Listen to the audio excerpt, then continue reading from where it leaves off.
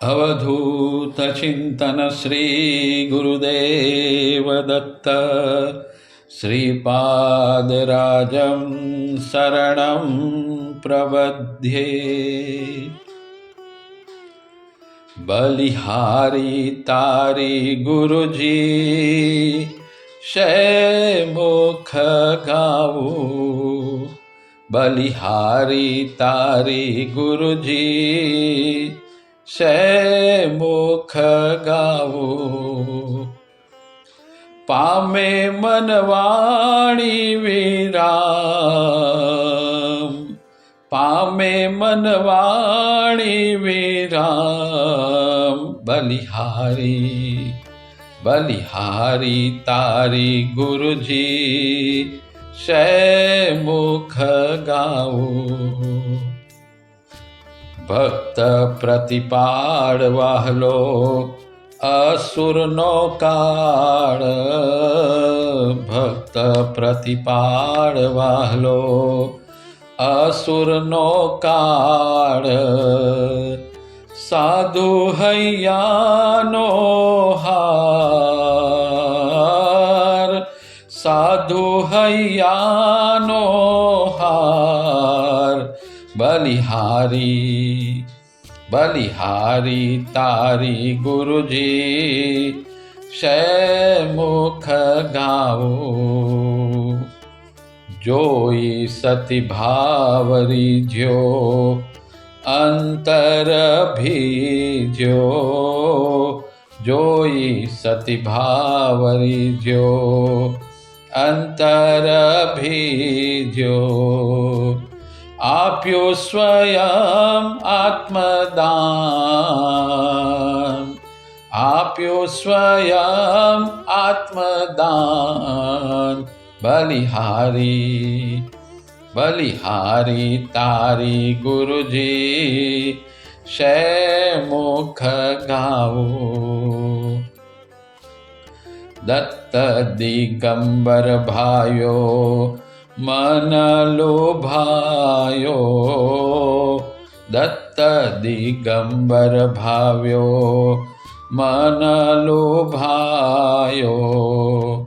रंग अरंगे सोहाय, रंग अरंगे सोहाय। बलिहारी बलिहारी तारी गुरुजी शैमुख गावू। बलिहारी तारी गुरुजी शैमुख गावू।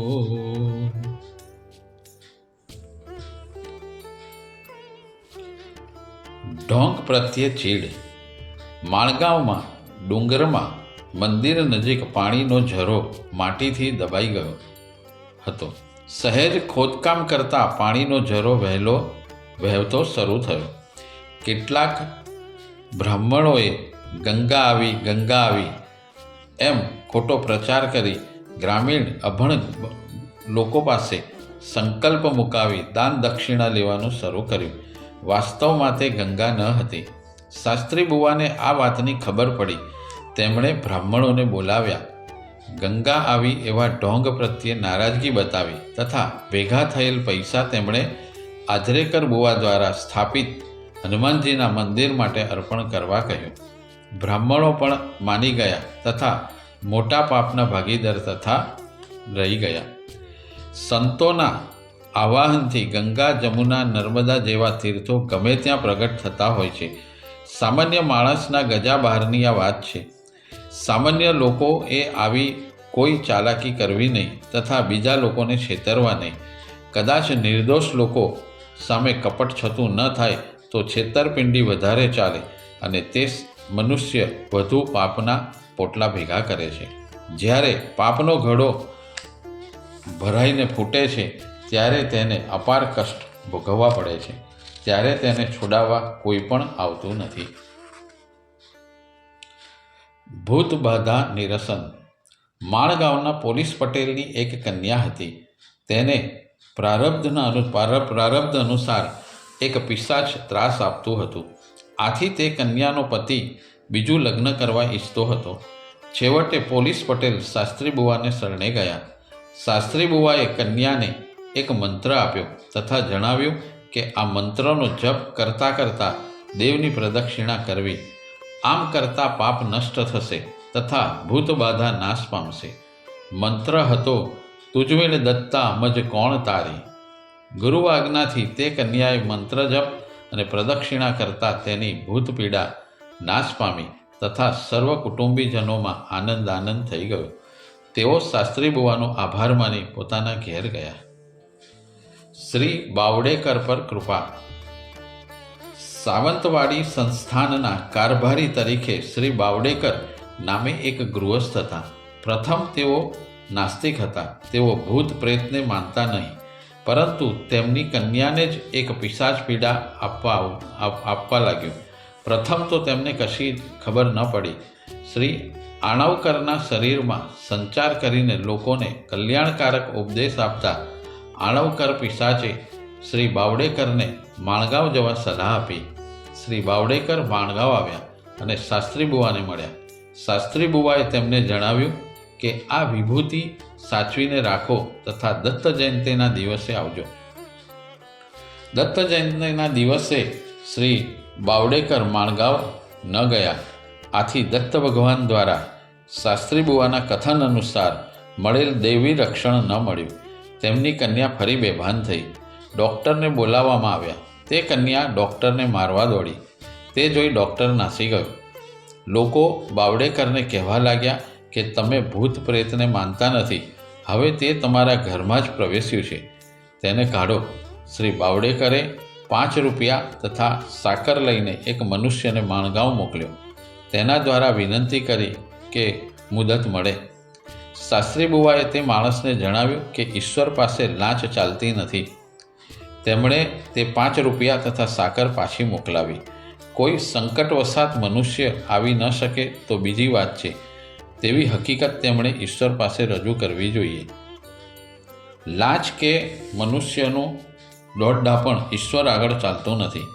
થયેલી ભૂલ ઈશ્વર પાસે કે સંત પાસે મનુષ્ય નિખાલસપણે દંભ વગર કબૂલ કરે તો ઈશ્વર તેનો ગુનો માફ કરે છે. છેવટે શ્રી બાવડેકર કન્યાને લઈને માણગાંવ આવ્યા. શાસ્ત્રી બુવાએ ફરી પ્રશ્ન કર્યો કે તમને ભૂત પ્રેતમાં વિશ્વાસ નથી તો તેના કહેવા પ્રમાણે કેમ આવ્યા?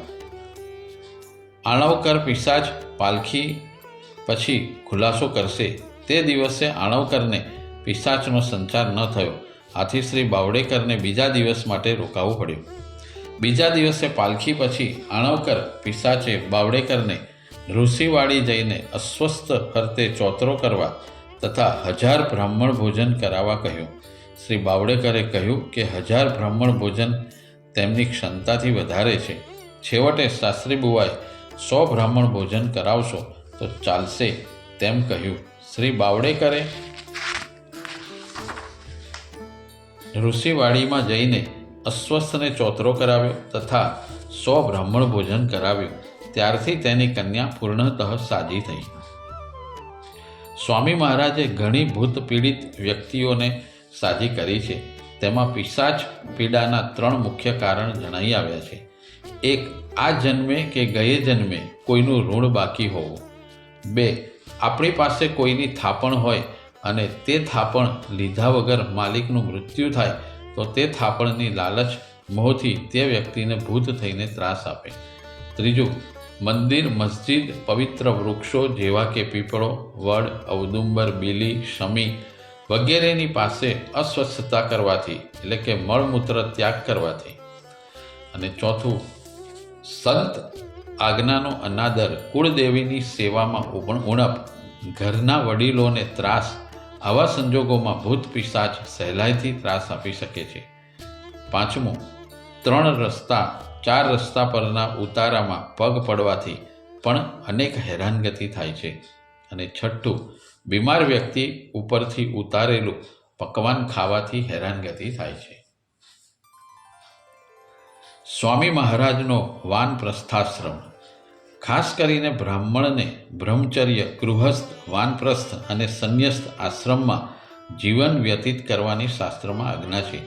સ્વામી મહારાજ ચારેય આશ્રમો અપનાવી આચારઃ પ્રથમો ધર્મ આ ઉક્તિ અનુસાર ધર્મ અનુસાર આચરણ પાડીને લોકોને દ્રષ્ટાંતરૂપ બન્યા છે. વાનપ્રસ્થ આશ્રમમાં પત્ની સાથે અરણ્યમાં રહેવું પડે છે અને બ્રહ્મચર્ય પાળવું પડે છે. તે અનુસાર શાસ્ત્રી બુવા અને સતી અન્નપૂર્ણા બંને વનમાં નિવાસ કરતા હતા.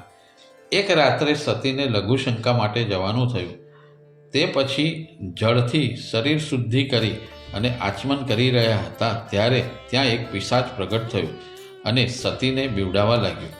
શાસ્ત્રી બુવા તે સમયે નિદ્રાધીન હતા. બીકને લીધે સતી અન્નપૂર્ણાએ શાસ્ત્રી બુવાને હાથના સ્પર્શથી ઉઠાડ્યા. સ્પર્શ થતાં જ શાસ્ત્રી બુવા જાગૃત થયા અને મધરાતે શું કામ પડ્યું તે પૂછવા લાગ્યા. પિશાચની વાત જાણી તેમણે પિશાચનો બંદોબસ્ત કર્યો. ફરી પાછા બંને શયનાધીન થયા. એક જ આસન ઉપર ઉભય પતિ પત્નીએ શયન કરવાનું, પરંતુ સ્પર્શ થવો ન જોઈએ. બંને વચ્ચે દંડ રાખવો તેવી શાસ્ત્ર આજ્ઞા છે. તે જ રાત્રે શાસ્ત્રી બુવાને સ્વપ્ન પડ્યું અને ભગવાને તેમને જણાવ્યું કે કળિયુગમાં વાનપ્રસ્થાશ્રમ અસાધ્ય છે. આથી તમે ઘેર પાછા જાઓ. તમને ઘરમાં જ આ આશ્રમની સિદ્ધિ મળશે. પ્રાતઃકાળે શૌચ મુખાર્જન કરી શાસ્ત્રી બુવા સપત્નીક ઘરે આવ્યા અને ઘરે વાનપ્રસ્થના નિયમો પાડીને તે આશ્રમનું આચરણ સિદ્ધ કર્યું. શાસ્ત્ર અનુસાર જીવનનું આચરણ રાખવા કેટલો બધો આગ્રહ રાખ્યો છે. અહીંયા આપણું પ્રકરણ પરિપૂર્ણ થાય છે. આવતા અધ્યાયમાં આપણે બીજા પ્રકરણની શરૂઆત કરીશું. પરમ પૂજ્ય રંગ અવધૂત મહારાજે ભક્તોના પ્રકારનું વર્ણન પોતાના દ્વારા રચિત શ્રી ગુરુ લીલામૃત ગ્રંથમાં કરેલું છે. તેનું વિવરણ આપણે થોડું સમજીએ. પૂજ્યશ્રીએ શ્રી ગુરુ લીલામૃતનો વરદ ગ્રંથ લખી ગુજરાતના દત્ત ભક્તો પર મોટી કૃપા કરી છે. જ્ઞાન, કર્મ અને ભક્તિ એ પરસ્પર જોડાયેલા છે અને એ ત્રણેયનો સમન્વય જીવનને સુખમય બનાવે છે. આયુરાજા પુત્રહીન હતો. 100 વર્ષ દત્ત ભક્તિ કરી. દત્તાત્રેય ભગવાનની અનન્ય સેવા કરી.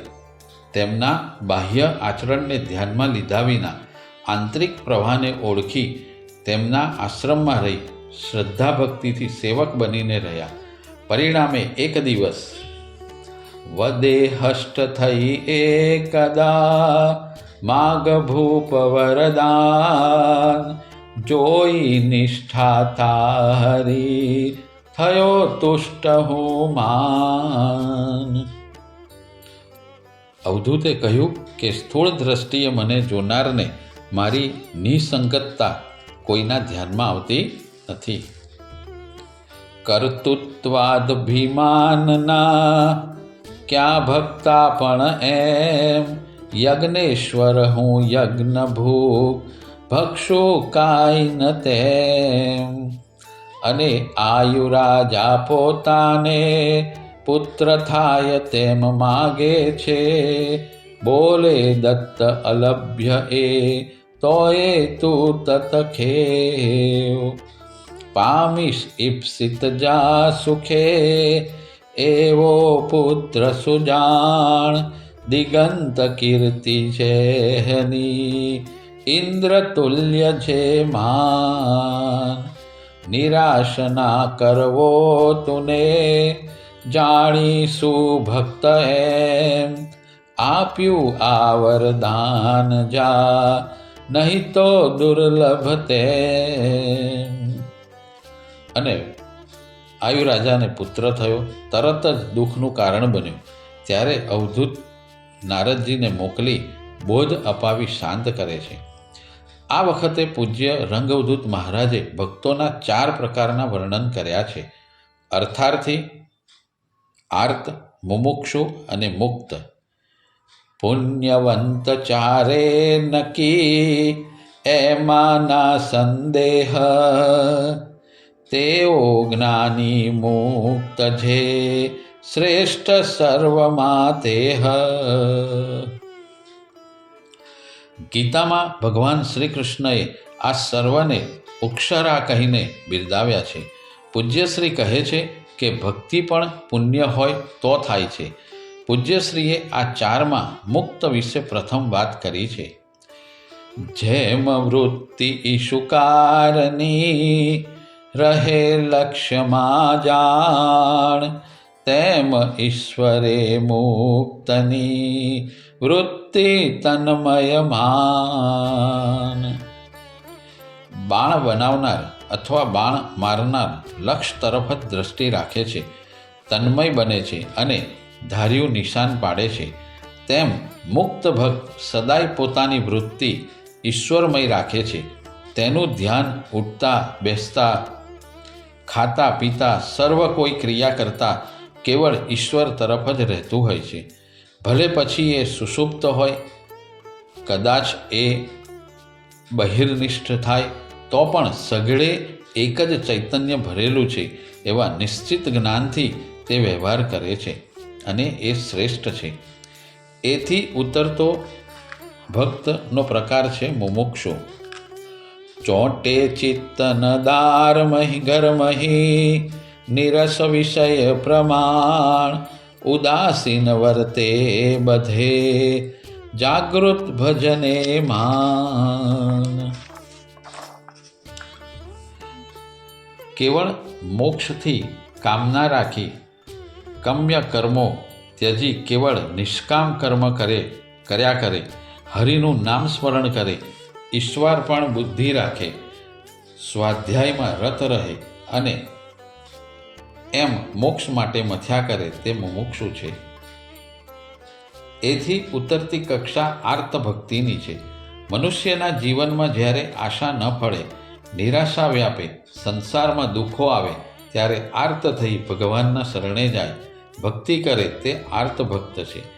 જો કે દુઃખમાં રામ સાંભળે એ પણ પુણ્ય હોય તો જ બને, નહીં તો માણસ નાસ્તિક થઈ જાય. દુઃખમાં માણસ ગમે તેમ ફંટાઈ જતો હોય છે, પણ ગુરુકૃપા ઈશકૃપાએ તેને પ્રભુનો પોકાર કરવાનું મન થાય છે અને ગજેન્દ્રની માફક તે તરી જાય છે. દત્ત ભક્ત કે રંગ ભક્ત દત્તબાવની ગાતા દુઃખને સહન કરી પેલે પાર જતો રહે છે. આપે ઈશ્વર સર્વએ જાણી એવું જેહ, ભજે ઈશને સુકૃતિ અર્થાર્થી શુભ એહ.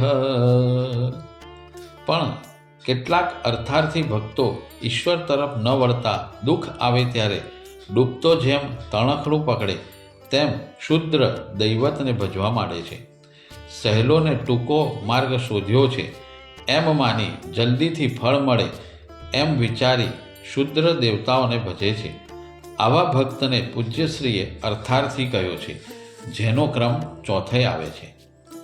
આ પ્રકાર 4 ભક્તિમાંથી માણસને પૂર્વજન્મના સંસ્કાર મુજબ ગમે તે એક ભક્તિ મળે છે, જેને વળગી રહેતા દુર્ગતિ ટળે છે અને દુર્મતિ દૂર થઈ માણસ તરી જાય છે.